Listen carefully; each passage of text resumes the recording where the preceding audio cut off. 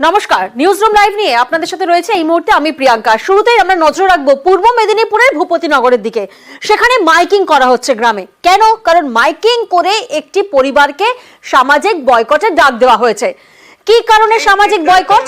না, সেই গ্রামটি বিজেপির পঞ্চায়েত, আর সেই পঞ্চায়েত এলাকার বাসিন্দা হয়ে তৃণমূল করায় একটি পরিবারকে সামাজিক বয়কট করা হচ্ছে, এমনটাই অভিযোগ। অভিযোগ কাদের বিরুদ্ধে? অভিযোগের আঙুল বিজেপির দিকে। বিজেপি অবশ্য সেই অভিযোগ মানতে নারাজ। গ্রামবাসীর মিটিং এর এই সিদ্ধান্ত অনুযায়ী আজ থেকে এই গ্রামে কোনো ব্যক্তি যেন ননি দোলই পরিবারের সঙ্গে কোনোভাবেই যেন কথাবার্তা না বলে কিংবা কোনোভাবেই মেলামেশা বা কোনো লেনদেন না করে।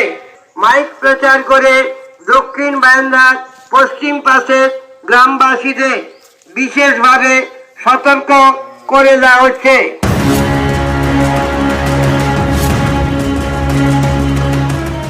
ননি দোলুই, তার অপরাধ তিনি তৃণমূল করেন, তাই তাকে বয়কট। বিজেপির হাতে থাকা পঞ্চায়েত, সেই এলাকায় তাকে বয়কটের ডাক দেওয়া হয়েছে, সেটাও একেবারে মাইকিং করে। আজ থেকে এই গ্রামে কোনো ব্যক্তি যেন ননি দোলই পরিবারের সঙ্গে কোনোভাবেই যেন কথাবার্তা না বলে কিংবা কোনোভাবেই মেলামেশা বা কোনো লেনদেন না করে। পূর্ব মেদিনীপুরের ভূপতিনগর, এখানকার মুখবেড়িয়া গ্রাম পঞ্চায়েত বিজেপির হাতে। এই এলাকারই বাসিন্দা ননি দোলুই, যিনি একজন তৃণমূল কর্মী। তার পরিবারের অভিযোগ, তৃণমূল করায় সামাজিকভাবে তাদের বয়কটের ডাক দিয়েছে বিজেপি। টিএমসি করি বলে এই জন্য বয়কট করেছে। সিদ্ধান্ত নিয়েছে যে আমাদের লাইন কেটে দেবে, কারেন্টের লাইন, জলের লাইন, রেশন নিতে দেবে না। গ্রামবাসীর মিটিং এর এই সিদ্ধান্ত অনুযায়ী শুধু মৌখিকভাবে বয়কট নয়, গ্রামে একেবারে মাইকিং করে দেওয়া হয়েছে সামাজিক বয়কটের ডাক। অমান্য করলে ৫,০০০ টাকা জরিমানারও হুঁশিয়ারি দেওয়া হয়েছে বলে অভিযোগ।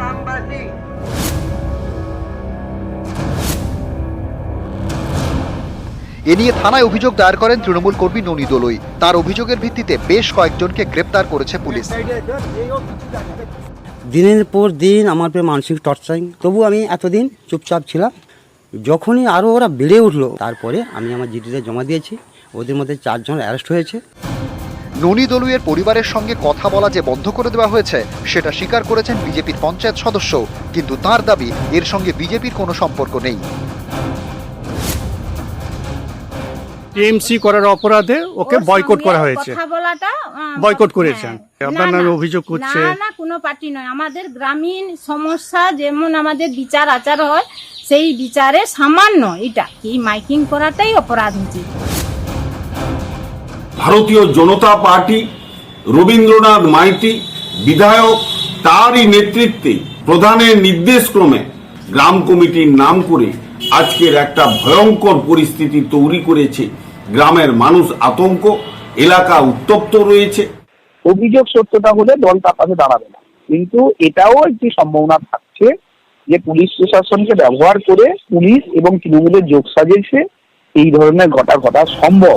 গ্রামবাসীর মিটিং এ এই সিদ্ধান্ত ভূপতিনগরের ঘটনা নিয়ে একদিকে যখন রাজনৈতিক চর্চা চলছে, তখন পুলিশের ধরপাকড়ও কিন্তু অব্যাহত।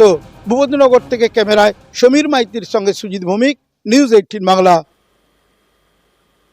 অন্যদিকে নজর রাখবো, আজ জমি দখলের অভিযোগে গ্রেফতার হয়েছে নকশালবাড়ির পঞ্চায়েত সমিতির কর্মাধ্যক্ষ আশরাফ আনসারীকে গ্রেফতার করেছে পুলিশ। ধৃত নকশালবাড়ির পঞ্চায়েত সমিতির কর্মাধ্যক্ষ, জমি দখলে আরো এক তৃণমূল নেতা গ্রেফতার। বিএলআরওর অভিযোগের ভিত্তিতে গ্রেফতার। এই মামলায় আগে আরো 2 জনকে গ্রেফতার করেছে পুলিশ। আপনাকে কি অ্যারেস্ট করা হয়েছে? আমাকে অ্যারেস্ট করছে। কেন, কি কারণে? কারণ বলে আমি জমিনের দলাল, ঠিক আছে, যেহেতু আমি বারবার সিএমকে কমপ্লেন করছি, যার জন্য পুলিশ এবং বিএলআরও দপ্তরে প্রেফার হচ্ছে, যার জন্য আমাকে অ্যারেস্ট করা হচ্ছে। আমি মানুষের জন্য লড়াই করছি, আদিবাসীদের জন্য লড়াই করছি, আজকে আমাকে ফাঁসানো হচ্ছে। কমপ্লেন তো স্পেসিফিক ওদের নামে, তো কারণ আমি তো স্পেসিফিক করে নেই যে অমুক লোক কাজ করেছে বলে বা অমুক লোক করেছে বলে। ওখানে কিছু জমি, বেশ জমি ছিল, সেই জমিগুলো ট্রান্সফার হয়ে রায়পুরে, সরকারি জমি ছিল কোনো সময়, ওটাকে পরে রায়পুর। এখন কি ব্যাপারে হয়েছে সেটা তদন্ত হচ্ছে।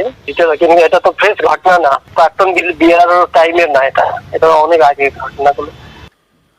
প্রতিনিধি বিশ্বজিৎ মিশ্র এই মুহূর্তে আমাদের সঙ্গে রয়েছেন। বিশ্বজিৎ, আমরা শুনলাম ধৃত তৃণমূল নেতা আশরাফ আনসারি তিনি ফাঁসানোর অভিযোগ করছেন, কাদের বিরুদ্ধে এনার এই অভিযোগ? কারণ বলে আমি দেখো প্রিয়াঙ্কা, তোমাকে প্রথমেই জানাই, এই তৃণমূল নেতা অর্থাৎ এই পঞ্চায়েত সমিতির কর্মদক্ষ তিনি কিন্তু গত ডিসেম্বর মাসেই মুখ্যমন্ত্রীকে লিখিত আকারে অভিযোগ দায়ের করেন যে নকশালবাড়ির শেফদুল্লাহ এলাকায় সরকারি জমি বিক্রি হচ্ছে এবং হাত বদল হচ্ছে। এবং সেই ঘটনায় তিনি যখন অভিযোগ জানান, গোটা ঘটনা সামনে আসে এবং গোটা ঘটনা তদন্ত নামে পুলিশ এবং ভূমি রাজস্ব দপ্তর।